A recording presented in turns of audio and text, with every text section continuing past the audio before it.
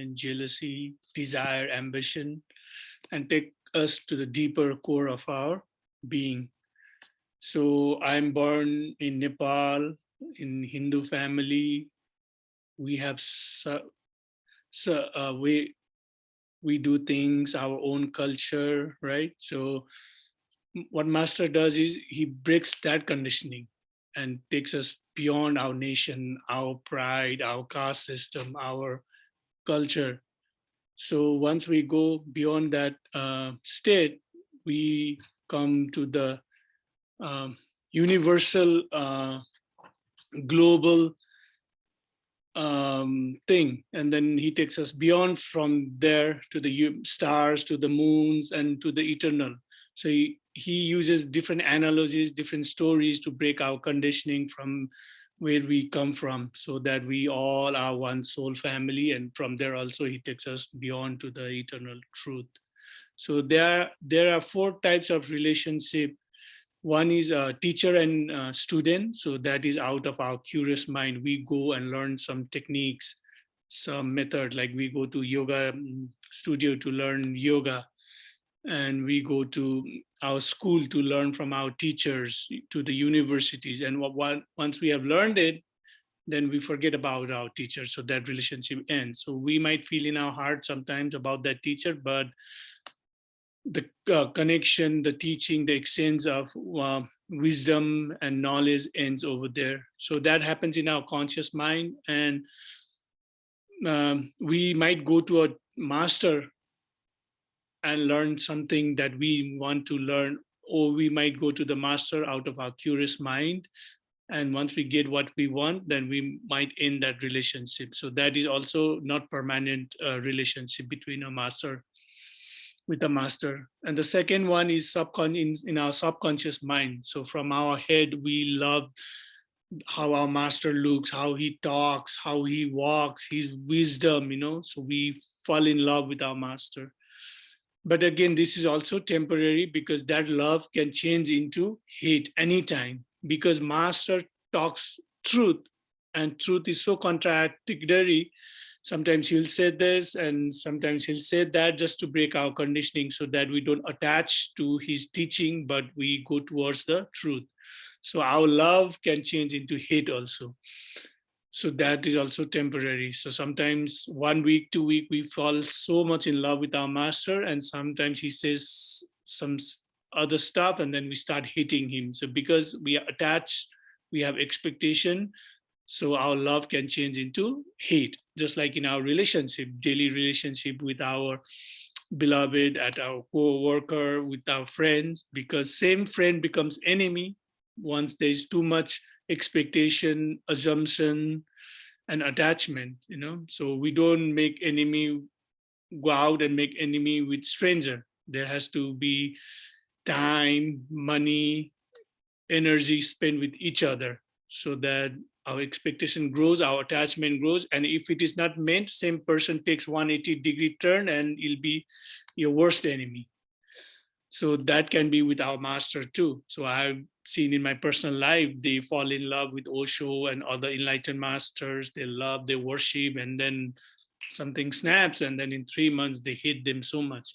And again, from hate also they come to love also, once they realize their mistake, that there was their own expectation and attachment, they can start loving. So this vicious circle of love and hate continues.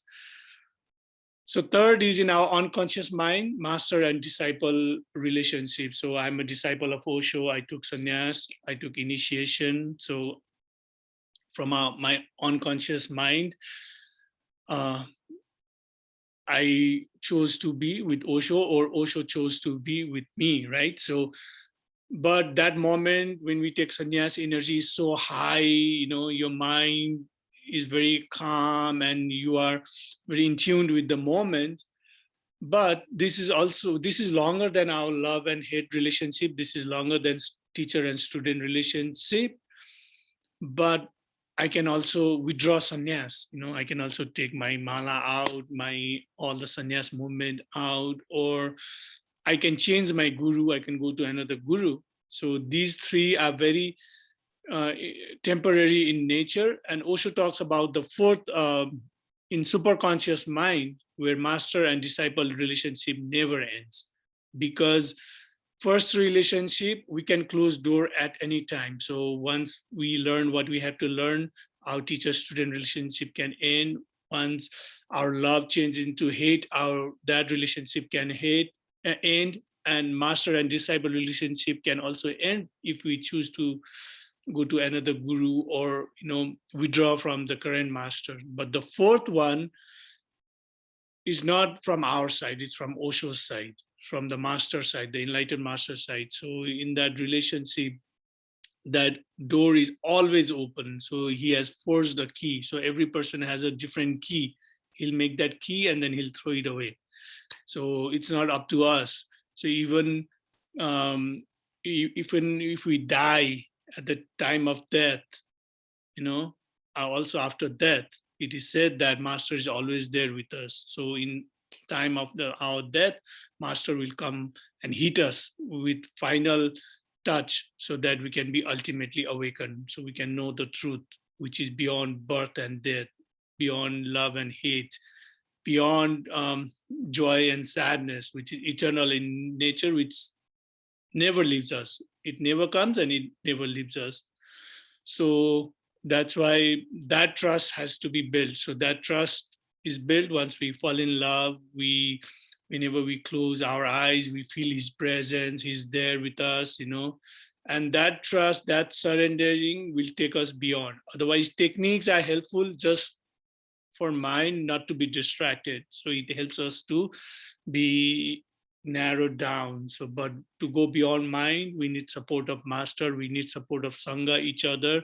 So once we have a group, then that group energy will take us to deeper silence. So friends,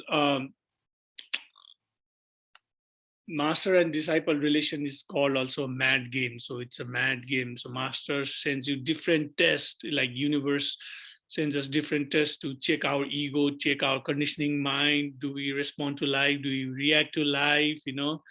And life becomes so fast, like so intense. You get 20, 30 years of experience in 2, 3 years. So when you start meditating, lots of things will change inside you. And once it changes inside you, your outside things also changes. Your relationship can change, your job can change, your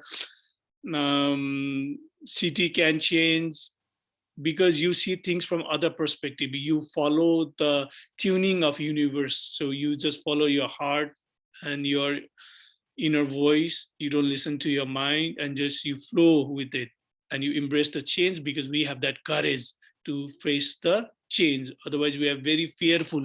We like to live in security. We want finances, we want good relationship, we want safe. We don't want to take risk. But this game of spirituality is all about taking risk, and it happens when we start meditating. So things started coming from our unconscious mind to our conscious mind, and we see things and we go with the change. So once we flow with the change, there's no stress. If we resist the change, then there's lots of fear, anxiety, depression. So with that thought, friends, let's take 5-10 minutes break. I'll playing dancing music. So if you want to dance, sway your body, exercise, or you can pour your love to the master, to the universe, to your parents, all the people who needs love in this time of suffering. You can express in your dance movement. You can take quick pee or tea break. So we'll meet in 10 minutes, okay?